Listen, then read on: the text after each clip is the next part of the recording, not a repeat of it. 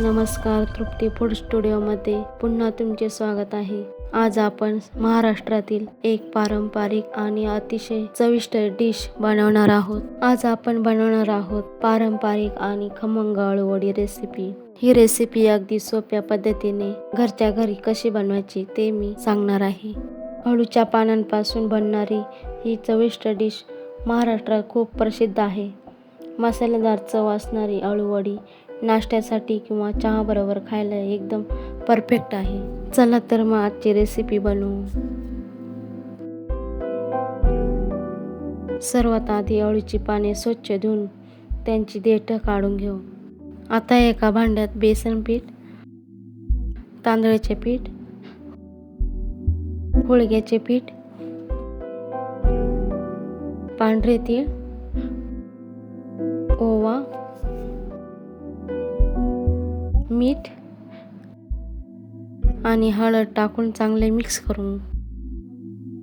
आता आपण हिरवी मिरची आणि लसूण बारीक करू आणि आपण मिक्स केलेल्या पिठात टाकू आणि पाणी टाकून चांगले मिक्स करू. पीठ जास्त पातळी नाही मळायचे, थोडे घट्ट ठेवायचे.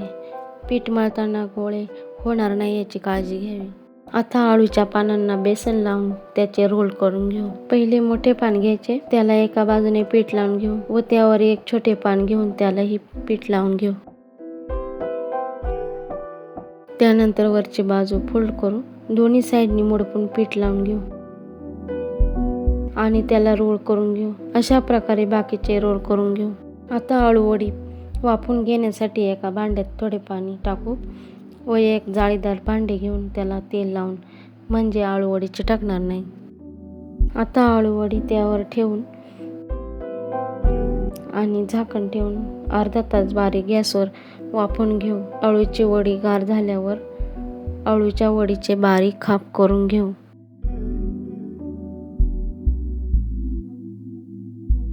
आता अळूच्या वड्या तळून घेऊ. एका भांड्यात तेल घेऊ. तेल गरम झाले की त्या कापलेल्या वड्या टाकू आणि बारीक गॅसवर तळून घेऊ. वडी कुरकुरीत होईपर्यंत तळू. अशा प्रकारे आपली स्वादिष्ट आणि कुरकुरीत अळूवडी तयार आहे. व्हिडिओ आवडला तर लाईक करा, शेअर करा आणि सबस्क्राईब करायला विसरू नका.